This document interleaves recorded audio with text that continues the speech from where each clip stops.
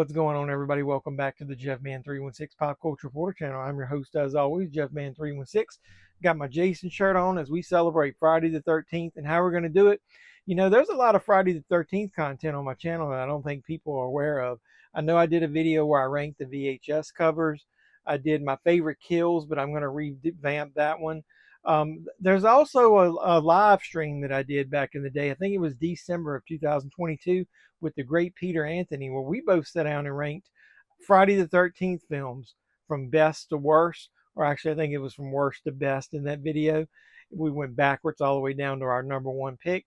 And that was that video, you know, I was pretty proud of it. I love Peter. He supports the channel. I've always supported him, and it didn't get a lot of views. So I'm going to polish that thing up, pull it out of the archives, and I'm going to present it here with a few edits to it or whatever. But yeah, let's get into the video and to celebrate Friday the 13th of me and Peter Anthony ranking the films. And don't forget to still support Peter. You can go out and watch Roseblood, his Friday the 13th fan film. I did a lot of videos covering that. Sanaya Lutsis is right there. She's the star of Roseblood. I did an interview with her. That was the DVD copy signed by Peter. This is the Manifest edition on Blu-ray. And then look at this great VHS of Roseblood. So yeah, to celebrate Friday the 13th, let's polish off or dust off, whatever you want to call it, that video, and let's watch it. And you can go out on YouTube right now and still watch Roseblood, which is a continuation of Friday the 13th Part 7. And I think we touch on that in this video. So come along with me and sit down and reminisce as we look back from December of 2022 is Jeff Man 316 and the great Mad Cuban Peter Anthony. We rank all of the Friday the 13th films. Let's go. But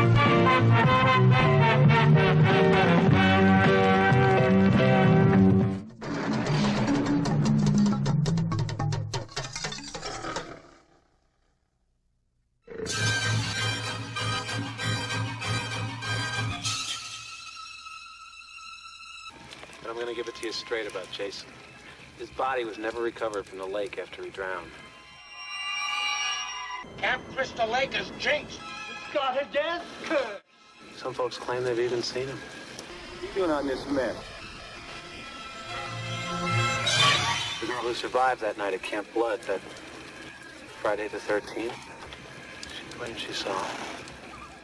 Boy, is he dead too? And he took his revenge.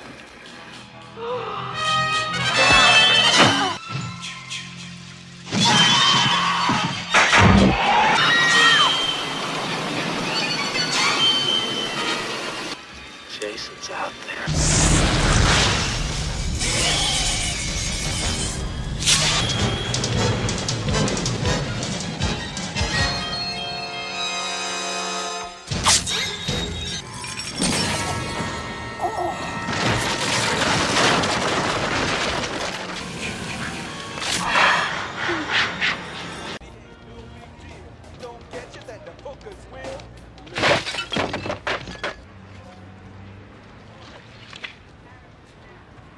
Yo, man, it's cool.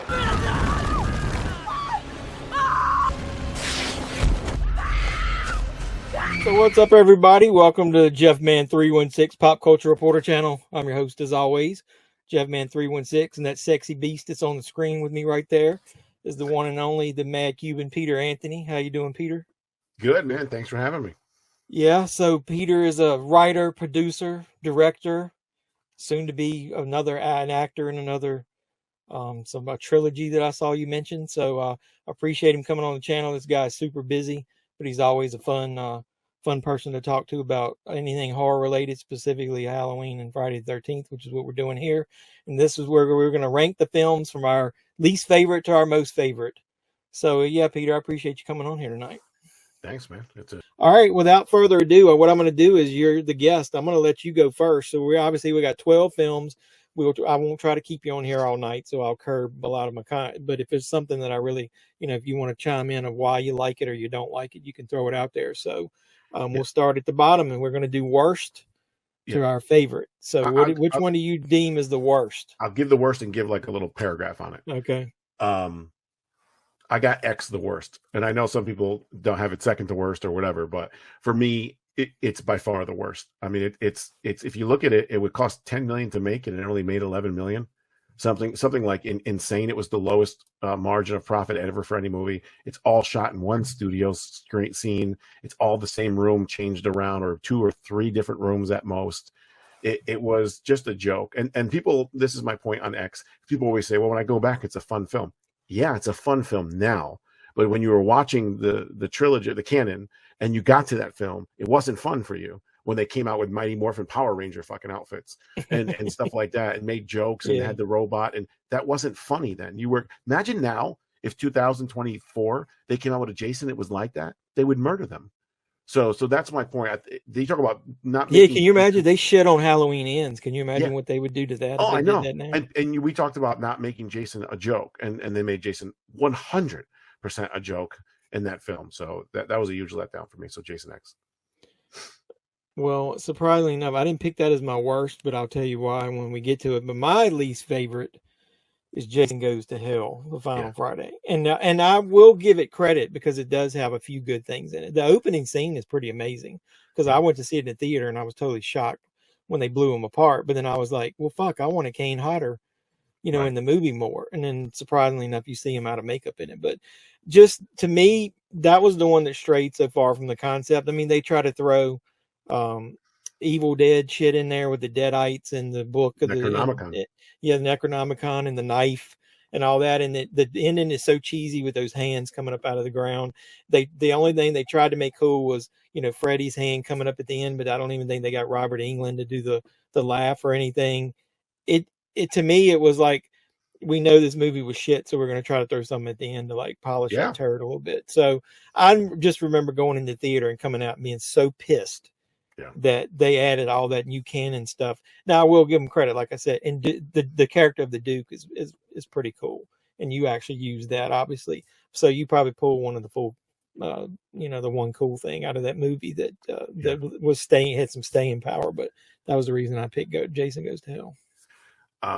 My number 11 is Jason Goes to Hell, and I hate saying it because I love Adam Marcus. He's a great guy, but you got to just tell the truth. I make movies. Some people don't like them. They tell me why they don't like them. It is what it is. There's so many things that are just off subject, but we'll just go with 2 of them. One, they spelled Voorhees wrong on the mailbox. I don't understand how the best friend of Sean Cunningham's son, and Sean Cunningham being a producer with 1 million editors and 1 million people on that, let that hit Final Cut is beyond my comprehension of mind. And then secondly, Jason with the homoerotic shaving. And this has nothing to do with him even being gay or not. Jason's not sexual. He's been around 1 million people having sex. He's been around people, naked chicks in the water, in the woods. He's not sexual. He would never be sexual like that. And it's just stupidly added. It made no sense whatsoever. And then, like you said, Kane not being in it, Kane grunting at the end, the whole thing. The only thing good, 2 things good about that movie, the kills were pretty awesome, and especially the extended one with the guy melting that they put in the Scream Factory, and the Duke. I thought the Duke, besides Tommy Jarvis, is probably the coolest character in Friday the 13th series. Exactly. So that's why I wanted to have him in the movie.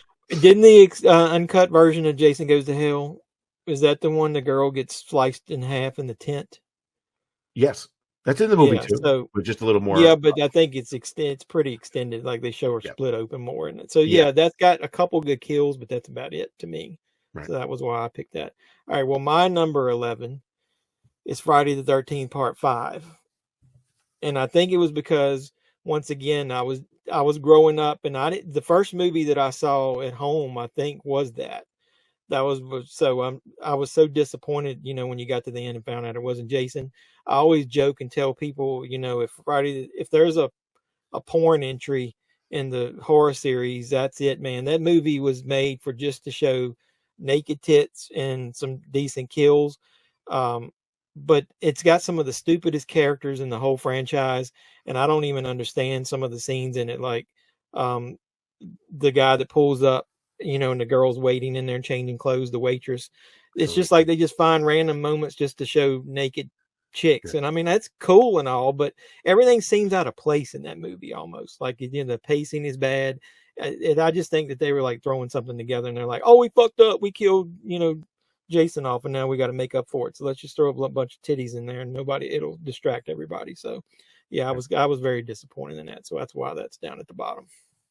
I agree with you. Having made movies now, very choppy. You could tell the scene with the guy Eddie with the girl with the tits is thrown in.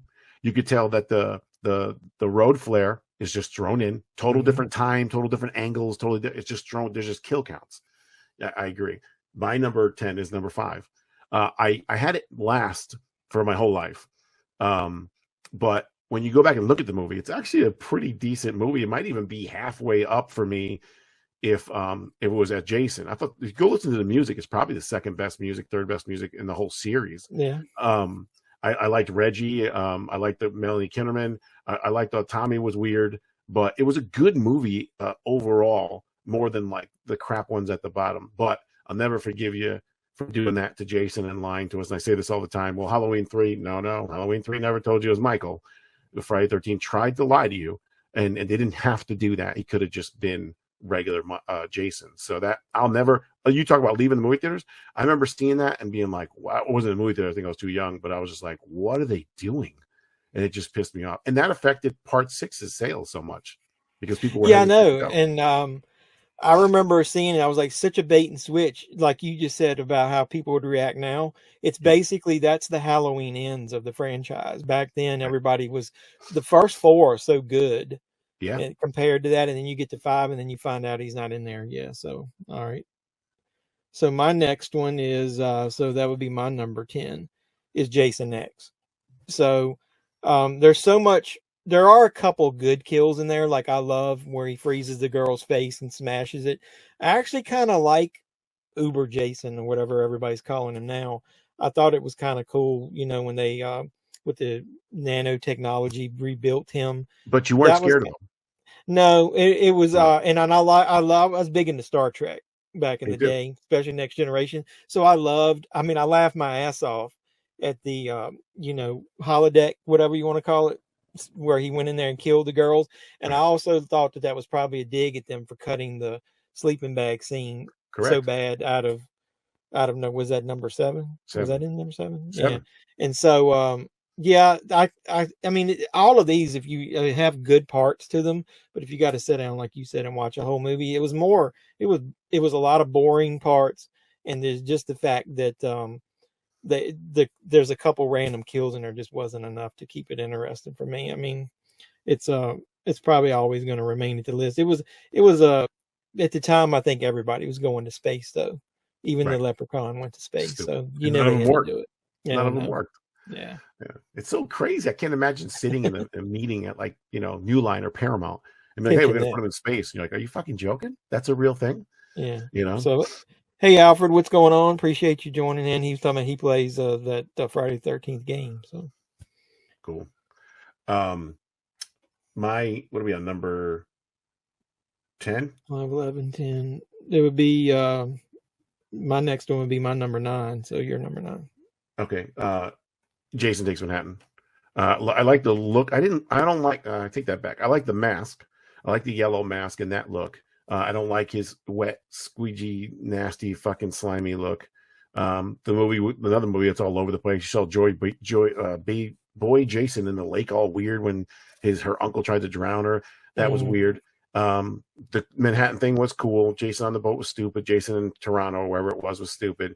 The worst reveal of a Jason face in the history of the series. They call it the jack-o'-lantern face. And then for him to spew water and then say mommy and then turn into a boy and then toxic waste kills him. What do you mean? He doesn't drown. He's already. It's the dumbest fucking thing I've ever fucking seen of all time. I think Kane saves it and the mask saves it. It also is the first time he starts to teleport, which I really don't like. Also, part 8. Yeah. Actually, so that would be 12. Yep, that's my number 9. So Friday 13th, Jason Takes Manhattan. I remember seeing it in the theater, and obviously I was a bit let down because the one I saw in theater first was 6. So I saw 6, 7, and 8. I'm like you, why the hell is he still wet the whole movie? Right. I mean, because even after he got out of the water, he was on the boat for ages. So I just didn't understand back then why his suit was wet. Like you said, him in the mask, and there's a couple of iconic scenes. I really do love it. When they the couple of in jokes they throw with him standing in front of the billboard with the hockey mask and him kicking the damn radio. I put that in that little intro. And then I thought all that there was some good moments, but it takes a lot more than that. It was just a lot of retread of the same shit. Yeah. And when they were on the boat, none of those kills on the boat were creative. There were people on the boat that died that you didn't even know what happened to them. They just Correct. assumed. I said it, so it was just lazy writing. And if Kane Hodder wasn't in it, it wouldn't be any good at all. Like you said, the mask was good. Like I do agree with you, it was terrible. And why he's spitting seawater or whatever, sewage, whatever the hell that is, out of his mouth at the end didn't make any sense. And the connection that girl had of why he would have been in the lake, and it didn't make any sense whatsoever. So yeah, I agree with you. You know, it was cool though. I don't know if you saw the picture. Where was I? Monster Mania. I rehashed that picture with the radio with Kane, where I had the I Love New York shirt and the bandana and the knife, and Kane did. I go, hey, turn sideways and pick your fucking mask up. Oh yeah, okay, cool. And we did it. So I wanted to be a little different with that one. Yeah, that was pretty cool. And the 80 Horror Man said, totally agree. The ending made no sense in part 8. They do that with a lot of the Friday 13 movies, where they'll give you great up until the very end, and then they do something to fuck them up. I'm gonna get Jason series. You got to get the whole series, man, to have them all. Yeah. So all right, what's your next one here? My next one is Freddy vs. Jason. There wasn't a movie that I was more pumped up for to see than Freddy vs. Jason. You remember those trailers, man? They were unbelievable. Oh, yeah. The shot on the top with the corn and the fire going through the corn maze and all that stuff. And Freddy, why won't he die? Like all that shit, man. I was like, what? Freddy like teleporting himself with the shadow with the glove. And you're like, wow, this is going to be like a part 3, Friday the 13th. This is going to be the shit. And then you realize no Kane. And then Jason was an absolute joke. To give him that fake rubbery dead eye, the metallic black skin. He walks like Frankenstein. The characters are probably the most forgettable in any of the movies. Part X, 9, and this one I think are the worst characters. I'm sorry, X 2009 and this one are like the most forgettable characters. It could have been so great, yet it wasn't. The fight scene at the end, even though it was Kill Bill-ish, was still pretty awesome though to see. Yeah, you and I were actually talking about that right before we come on here live, and we're talking about that this to me felt more like a Nightmare on Elm Street movie than a Friday the 13th movie. So actually Freddy vs. Jason is my next one. And it's because of most of the stuff you said. That I like the fight at the end. That's good. But I mean, it was a lot of retreaded Nightmare on Elm Street cliches up until that point. And then, like you said, the him walking through the cornfield on fire was cool. But it just wasn't enough. And it was, like I said, to me, it just felt like a Nightmare on Elm Street movie. So if you're going to include that in this ranking, it's got to be pretty low just because of that. So, right. And then them fucking Kane Hodder over. It's got to stay low because of that. Yeah. So my next one is 2009. And it's crazy because Derek Mears' performance was phenomenal. Mm-hmm. I used to be an athlete and I used to play football, and people are always like, well, someone big and walking after you is scary. No. Someone big who can chase you down is fucking scary. Somebody 6'5", 265 who can run down like a linebacker and catch you, to me, is more scary. He's athletic. And you see that with him when he does the two-hand overhead axe throw into the guy that he sets him up to lure him out, when he jumps off the roof and turns and does the eyeball kill. Derek Mears' look, his mask, I don't like the jacket, but everything else was phenomenal. The kills were phenomenal. It's just the story is so bland. You don't give a shit about any of the actors at all. So therefore, it doesn't work. Even when she gets the machete at the end, you're kind of like, do I care about that or not? But it didn't work. They almost got too cliche with it and forgot to tell the story. And the fact that Jason is like little bells, and he's got his little system, and he kidnaps a girl for like, what, a year? What is she, crapping her pants every day? Been in there for a while, yeah. Yeah, I don't understand. Yeah. Well, I might piss off some purists, but my next one is the original Friday the 13th. And to me, is not as much of a slasher as the rest of them. It's kind of boring. It's almost like a whodunit type of thing. I know it's iconic, obviously, from the first one, but when you start watching some of these ones at the top of the list, and obviously, and Jason is the main protagonist, I mean, it's a little bit boring. I mean, in segments. And I think part of the reason that a lot of people have it at the top is just because, it's the first one in the franchise. But I've always said that there's a lot of that we're going to be talking about coming up that are way better than the first one. So I do like, some of the effects were some of the first time, obviously Tom Savini would, come up with some creative kills in there. But to me, it's just too few and far between. And it gets kind of boring while watching Alice walk around so much there toward the end. And then obviously at the very end, the reveal is cool and it's iconic, him coming out of the lake. But I just need more than that. If I'm going to go back and watch one now, it's going to be probably pretty low on my list. Let's see what somebody said here. Freddy Krueger in 3 is best. I actually cared for that girl. Yeah, part 3 is pretty much one of the better ones of those. And the Texas Chainsaw Massacre, the prequel was better than the original. The intro was awesome. I was arguing with somebody the other day and told them that I've watched the Jessica Biel Texas Chainsaw Massacre so much. 2003. Yeah, that is pretty damn good. I almost think that version of Leatherface is better than the Gunnar Hansen, but it had nothing to do with Gunnar himself. It was because of the way that they made the character so controlled by the family. The family is better. I mean, maybe not better than the grandpa one, but the rest of the family is way scarier. Yeah, the sheriff is awesome. The scariest parts in Chainsaw Massacre 1 in 2003 is the family. That scene in 1 when the grandpa's fucking dead and they're trying to swing the hammer and hit her in the head. That was scary as shit, man. Well, the sheriff is so and then the sheriff in this one. In that remake. But all right, so we don't want to digress too far. So what's your next one here? So we're on what? 12, 11, 10, 9. So we're on what, your 6? Yeah, I think so. Yeah. Is number 1, like you just said. Now, I got a little higher because 1, I played the video game a lot. 2, I've met almost everybody from 1. And 3, I went to the actual facility and got a 6-hour tour of the camp, which is spot on to the game. Oh, I mean, cool. Spot the fuck on. And the fact that in Vengeance, we reenacted that whole staircase to redo it. I met Lauren Marie Taylor and everybody that was in that scene that we redid, and we showed it to them. And I was there. We did a trivia, and I won the trivia between there. I was there, and there was 53 countries that represented us there. There's 288 people. It was crazy. You put the little pin where you were from.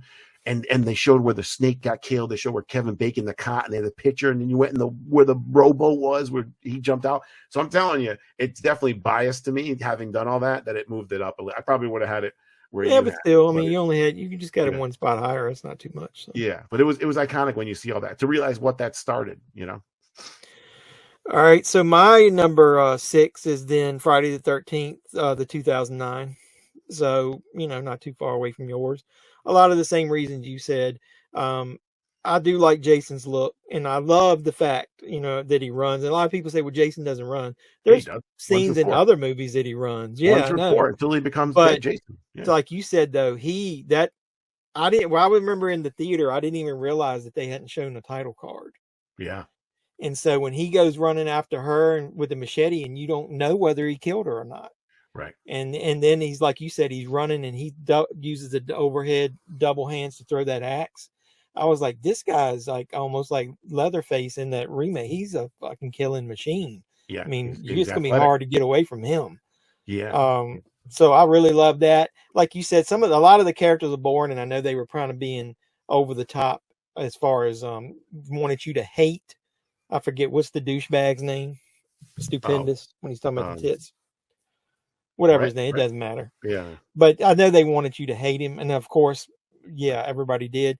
But I think it was like they were trying to pull a few of the the notable TV people as far as characters into that, just to get some people they didn't have to pay too much for, and that they would be able to be the face of it. So I think they did a little bit too much of that. It wasn't as creative, but I think they did a really good job of putting in key scenes from the the first couple films in there to make the pacing was really good. That first 15 minutes is arguably some of the best in the history. Exactly. Of the I love that. When he steps on the bear trap, rips his skin off, and then she's cooking inside the bag. Inside that bag. That's pretty awesome. Man, that's pretty good right there. Yeah. He said Jason X is my Gen X. All right. So Number 5. Yep. Number 5 is the Friday 13th Part 7, The New Blood. It would be much higher if you had all the kills involved in there. I said one of the best was the opening for 2009. There is no, in my opinion, better. Vengeance 2 at the end is up there now for me, but there is no better last 15 minutes than the end of New Blood when Jason and Tina go at it. And all those stunts that Kane does, he does like 10 of them in a row, are absolutely phenomenal. His face crack, the mask crack, revealing the best face ever, the best look ever. Kane, the meanest Jason ever. I mean, that movie, it's boring when you go back and watch it for the first like 3/4, but you love Tina, you're invested in Tina, the doctor's a dick, that works, and Jason is just unstoppable and unbelievable. I always used to get the VHS and fast forward to the last 15 minutes, and I would watch it again and again. And to me, that's what made me want to be Jason. All right, so my next one is Friday the 13th Part 3. And I like Part 3 because obviously he gets his mask in there. But I don't know, there's something about the look of Jason in that movie that I don't 100% like, and I don't know why. His face, I think part of it was because going from, that's supposed to be like over a whole weekend, like what, 2, 3, and 4? And so what the hell happened to all his hair? I mean, he looks like a mountain man in the second one. And then I just thought the prosthetic they used on his face didn't look right for some reason. And I didn't like the whole part of her remembering him and that she might have thought she got raped by Jason. Yeah. That was a little off-putting to me. Did you ever see the Stan Winston look that he had? The one where he looks like Nosferatu? Yeah, I think I did, yeah. That one's way better. I wish they went with that. Yeah. So, and I don't like the ending. I was like, do you really have to pretend like that, I got to, recreate what happened in the first movie? She would never even know what his fucking mother looked like. Right. So she's coming out dead out of the water. Like, how would she, if she's trying to have, that's supposed to be a dream, how would she know what the sweater was? But so I was almost like, I was kind of really into the films back then, rewatching them over and over. So I would study that and be like, something was just always off with Part 3 with me. Yeah. And the characters are basically just cliches out of all horror movies too. So, I'm going to blow your mind. So mine is 3. So my number 4 is 3. I'm going to blow your mind a little bit with the whole thing. The dream sequence never happened. The director talked about it. Everyone talked about it. So the dog is dead. So that sequence, when you see Jason break through the window with his hair, that's not real. So you never saw. I've heard that. Yeah. So in 2, he had a shaved head. And you want to go further? In 3, when it first begins, and I forgot the name of the guy with the rabbit at the store with the girl. If you look, we talked about this 100 times on a podcast. Jason Brooks didn't believe me until I showed him. You had to pause it. If you pause it just right, he's sitting there with the Nosferatu makeup that Stan Winston made outside the clothesline, and he grabs that suit that he has for 3, and he has no hair. His head is shaved. Yeah, you told me that. I just wish they had expanded that and actually put it in there where everybody would have to not have to do, like you said, freeze frame the thing and see it. I mean, right. But if you go now, if you think about it, if 2 is the dream sequence, he never had hair. It would make sense. I don't know why they did it in the dream sequence like that, but everybody just gets confused with those endings. Like I remember, back in the day, everybody was like, "Well, did he really come up out of the lake as a child at the end of the first one?" So I know, but they're so ambiguous about what really happens at the end of those movies. I think as casual fans, it just gets confusing, and then you got to listen to all that bullshit online when you go. It's the genius of them, though, because you keep talking about it. Exactly. Right? I mean, it ended up being genius, but now it's to the point where 30 years later, however long it's been, it gets on my nerves a little bit. So back to 3, a little outdated, doesn't age well. The weird 3D shit is weird. Shelley giving him the mask is cool. I used to be a bodybuilder. I used to have big traps, and I loved seeing him with the big traps like that. That was cool. Yeah, I love that look of him like that. It was weird when his face came off, but he's menacing. I mean, out of all the masks out there, for me, it's 3. The 3 clean, the 4, and the 7. Like, that's just the most iconic ones for me. So that 3 clean, like he had in the beginning, to me is just so iconic. And he was scary in 3. He was scary in 3. All right, so we'll be at this would be my number 4? Yeah. So that's where I got Friday the 13th Part 7, New Blood. A lot of people probably put that lower on the list. You and I, obviously, anybody that's seen us on here talking, know that both of us love it, and you obviously made your own sequel to that. But I loved when Jason got reinvented as a zombie, if that's what you want to call him. It's almost then like, well, then you don't have to even guess whether he, how is he going to get killed, because he's already dead. But like the very first time that I saw her fight him and that mask crack open, I remember being in the theater and was like, holy shit. And just how amazing that was. And that's why this whole time, like I did that Jeffy Award, I was so waiting for that NECA figure to come out. That is such an iconic look. Everybody that I talk to, if they're not an uber fan of Friday the 13th, one of the things they bitch about is he's dead. Why is Kane Hodder like breathing so hard all the time? And I'm like, dude, it could just be the reflex of him and his brain. You know, Right. why are you reading so much into it? It's Right. a cool look.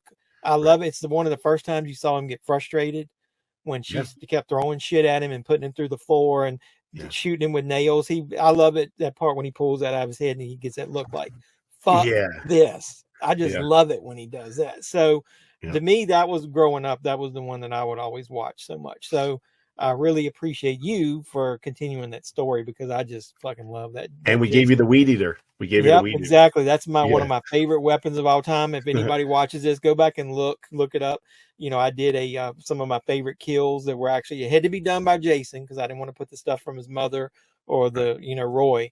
But yeah, the weed eater kill, and I even included one of Peter. He's got a pretty epic weed eater kill, reusing that weapon in his Roseblood movie. So, like I said, I think 7 is comedy at the end. Exactly. Yeah, I know that was pretty awesome. And then they should watch some of your videos and stuff, interviews you've done because you explain how you do all those effects or whatever. And Thank you. I watched recently you doing that, talking about how long it took to get it to where that bullet fell. Oh, and we had to keep and wiping the stick plexiglass without bouncing. Yeah, and that plexiglass is homage to part 3 with the kill down the middle. That's why I wanted that shot. So just to put a bow around that, I think that movie gets a little bit of disrespect because of the ending.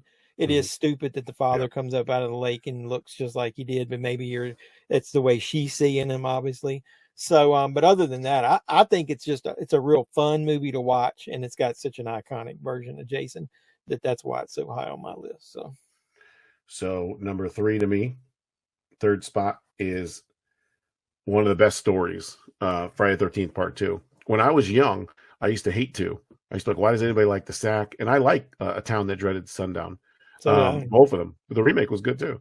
And Steve was smaller, and me being a bodybuilder guy. Real quick on the 80s horror. You know what? There's a huge error in that no one talks about. So when he does the handstand, Jason splits him down the middle, penis to neck, let's say, right? When he stuffs him up top, he's cut sideways.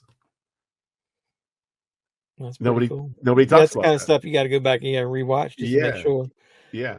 So just not to interrupt you, but he says the kills in part 7 would have been better if it didn't get cut. Exactly. Somebody did a bootleg cut for me where they put the director with Beekler's had a VHS master. It was rough, but they edited that stuff back into the movie for me, and it looks a little rough, but I mean it would have made the movie flow so much better, and I think that movie would have got a lot more respect if they had left some of that gore in there. So I'm still on 2, I think, right? Yeah. So I didn't like Steve because he was smaller, and I thought Jason's supposed to be big, and yada yada yada. But then when you go back and you get older and you watch it, man, it's a great story. 1 through 4 is a great story, and I thought it was really, really scary when she's like, Paul, someone's in this fucking room. Like, it's fucking scary, I thought it was great. I love 2. Now when I go back and watch it now, I'm like, why didn't I like it? It was a great movie. Her pissing herself under the bed. Somebody fucking argued with me and said, no, that's the rat pissing. I said, are you fucking insane? That much piss out of a rat? That's bigger than the rat. A rabbit or whatever. There's no way they would have been that much. No, I'm like, why didn't you understand? She's scared. I don't get how they don't get that. Well, you look on her face, you can tell it's almost like in the look of a horrific embarrassment. Right. Well, so my number 3, were you done? I didn't want to interrupt you. Okay. Well, my number 3 is Friday 13 Part 2. So that's what I said. So I think I didn't give that as much respect like you when I was younger. It actually flows. It's got one of the better stories. And then they try to give the character some background, actually. I mean, you got the 2, Jenny coming in there and having the relationship with the guy that's running the camp. You got the Mickey Mouse girl, who's pretty nice. Yeah. And it's got the campfire where they're explaining the lore. So, of anybody that, might not know, how important Jason is to the story and what happened.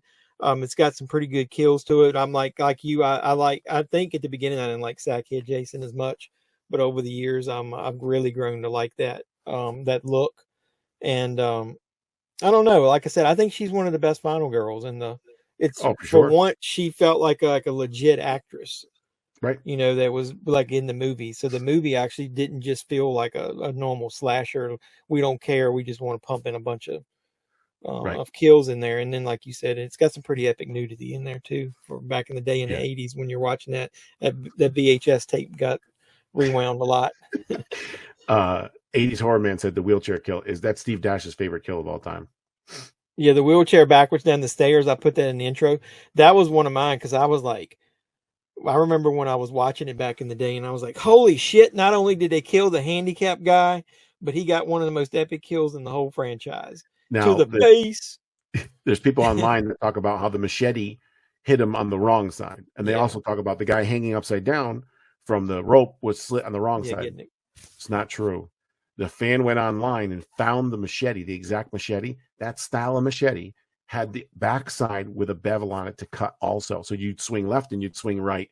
So that machete was made to cut both ways. I was like, what? That just happened. Like a couple of years ago, someone found that. So I was like blown away by that.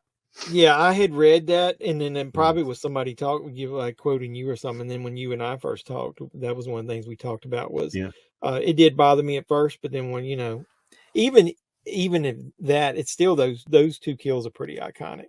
Yeah. And I always would tell people, who cares if it's the wrong side? As powerful as Jason fucking is, he could have put that other side through that guy's face. Yeah. It wouldn't have stopped him either way. But yeah, that is a pretty epic kill.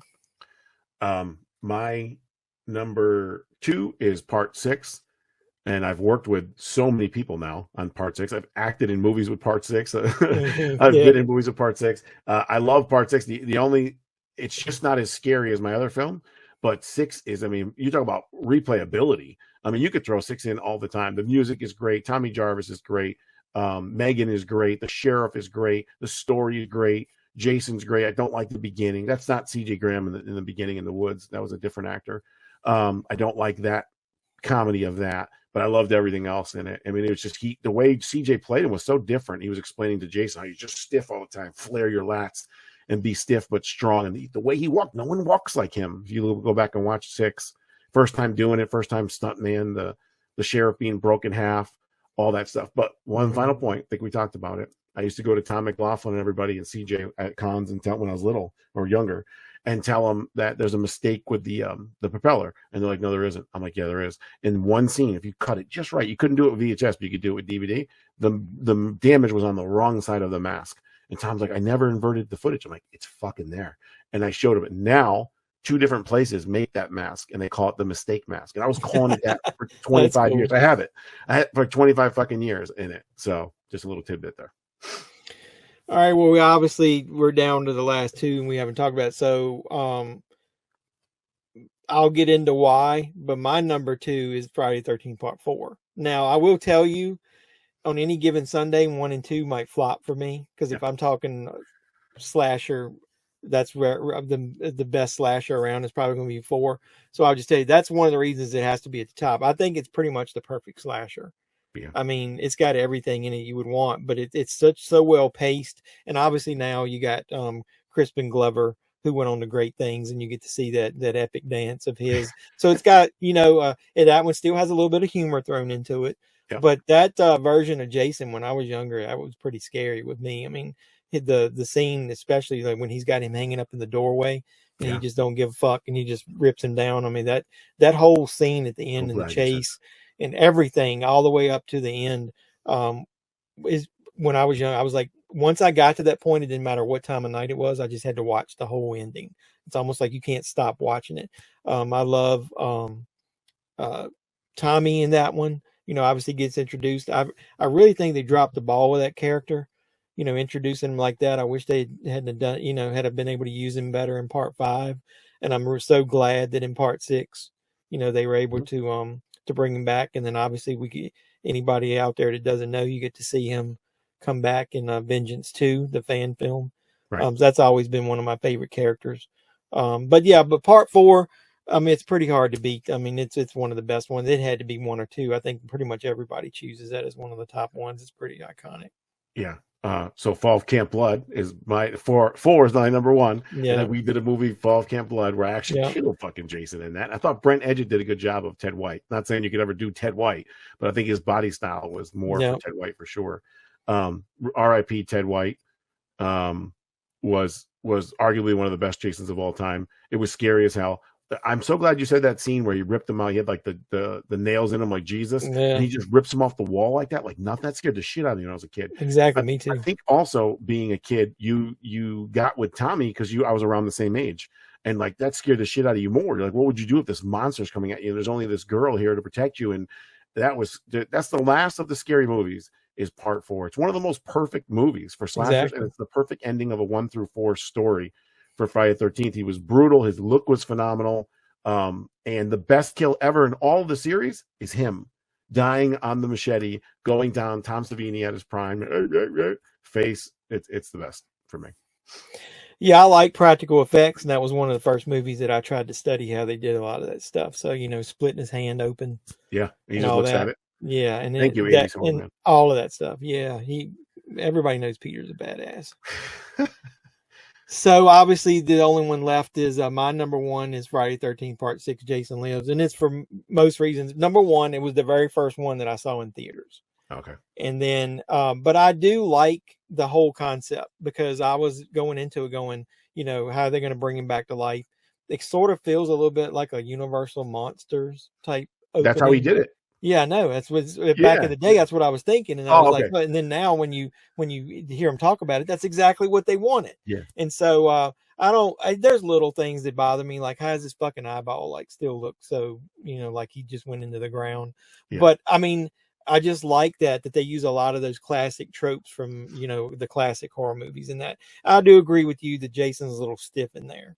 But other than that, I do like the mask, and there's so a lot of iconic kills in there. It's also the first one where there's actually kids at the camp.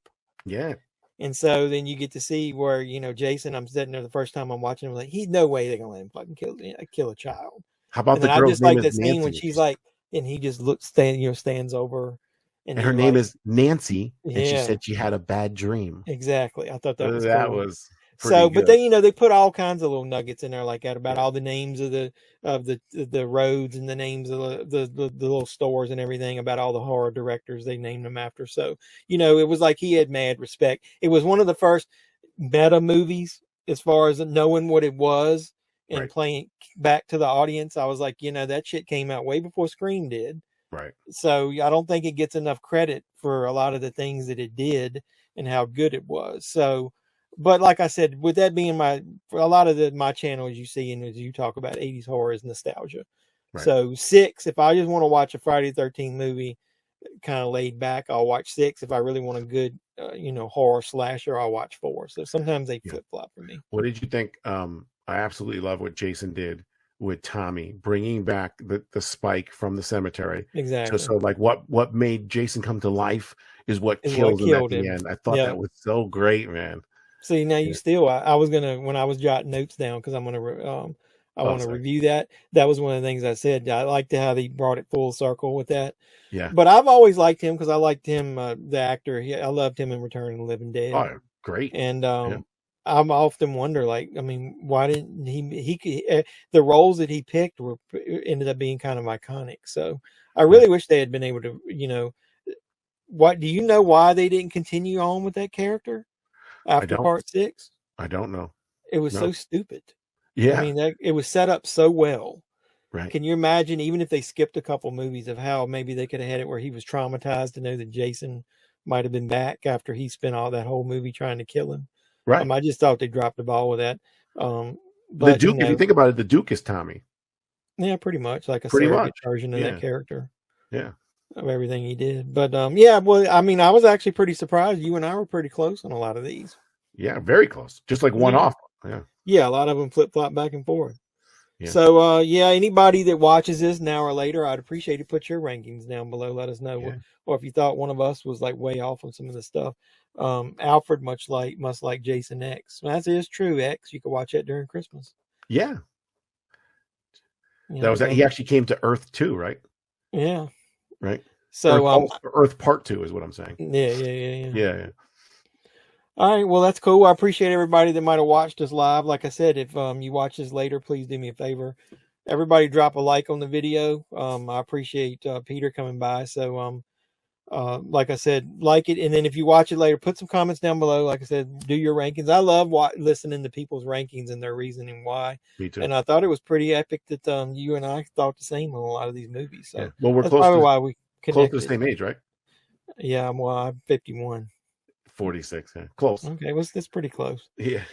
But yeah, growing up in the age of 80s horror, I mean, I was really jazzed that they made so many horror movies in 2022. So it kind of made me. This is the new age. year. I try to explain to people, this is the new age of the 80s. I mean, you have video games coming out, Friday the 13th, the game, Texas Chainsaw Massacre, the game, the Killer Clowns, the game. You have Scream coming back. You have so many horror people remaking originals and making their own now. Yeah, that the are just fan phenomenal. films. Horror is sexy again. It's back in. I mean, look at Wednesday on Netflix. That wouldn't have been a success 20 years ago, I don't think. Well, I was watching, Quentin Tarantino thinks this is like one of the worst ages of movie making right now. Because of Marvel. You said because of Marvel. Well, I know, but he didn't expand on that and like talk about. I think you got X, Pearl, Barbarian, all those movies have come out. I mean, even I didn't like Smile that much, but at least it was something. They try to do something different with like some of the stuff. How about that scene with like the monster in her mind eating her and Smile? That was fucking scary, man. Yeah, exactly. So like, wow. I mean, but and then like you said, I mean, look at all the stuff that you've done in the last 2 years. Plus fan films. Exactly. Like just that alone. I mean, horror is in right now for sure. Well, also because of now the technology's there where, the capability of anybody that's got an idea, you don't have to just wait around or hope that somebody discovers you, whatever. I appreciate you guys. Kind of like Roseblood was almost at the point it kind of jazzed me back up to horror because at one point I didn't know what. I'm not saying I just talk about horror on this channel, but I do. It's a lot of the focus because that's what I grew up on. I mean, 80s horror is what I love. So, hey, to remind everybody what you got going on before we get off of here, because we got a couple people that might be watching now that weren't on here when we were beginning. So thanks. So I got a trilogy. I don't have a trilogy. I'm in a trilogy coming out. Jason Voorhees, where it's a multiverse of Michael, Jason, and Freddy, written by the guys at CCC Entertainment. Then I'm still working on behind the scenes for Roseblood, and I talked to Terry Kaiser. I'm sending him out a military outfit, and we're going to start working on Laugh. And Laugh is basically my dream come true. Try to make it right to the movie theaters kind of movie. It's nothing like a Terrifier. It's more like a Joker. So it's going to be like a few kills, but really psychological horror with a lot of. I'm trying to get some big names. I'll tell you off air one of them another time. Okay. But so that's the goal of that. And that's it. And thanks so much for always having me and always supporting. I appreciate it. No, thank you, man. Peter has supported me from the very beginning. And I think, like I said, it was because I was such a fan of Roseblood, and I probably chatted with him way too much more than he wanted to at the beginning. And I thought it was cool because it was shortly after that I started doing more of my YouTube channel, and it kind of just fell in line with that. We'll catch a little hell yeah, says Ken. That's Billy. Ken Slate from My Name from Vengeance, and the guy that was in the Fast Team. Yeah. Clint Myers. I'm excited for Laugh. Yeah, I am too. I've been watching Peter mention that online and some of that. So yeah, I'm really jazzed about that too. So I told the story to Terry for the first time, and he was like, "Really?" That's and I'm cool. like, "Yeah, this is what we're gonna do." And, that'd be awesome. You got him involved, man. Oh, he's gonna be the father. He's gonna be my father in the movie. 80 Horseman said thanks for liking his post on Facebook, Instagram, and Twitter. Peter, it's Eric, by the way. Oh, Eric. Yeah, I knew that name. What's up, buddy? Yeah. Peter supports everybody as much as he can. He's one of the best guys. But thanks, man. I really appreciate being able to meet you. That's one of the cool things about the internet is you're able to catch some people that you probably would never meet in life. So I really appreciate all the support you've given me and the kind words, whether it be on air or off air, that you've given me too. So I think of you as a friend, man. So I really appreciate it. All right, everybody. So this is the great Peter Anthony, and he joined me tonight, and we ranked the Friday the 13th films. And like I said, I appreciate Peter. And then I'm going to cover the Vengeance 2 movie, and then probably Fall of Camp Blood, and anything that Peter does in the future. If he keeps me in the loop or whatever, we'll get him back on here and talk about all that stuff too. So I appreciate anybody that watched it. Anybody else, like I said, that comes back behind it, like it, and leave some comments. And until next time, boys and girls, this is JeffMan316 and the Mad Cuban Peter Anthony. And you guys be safe out there.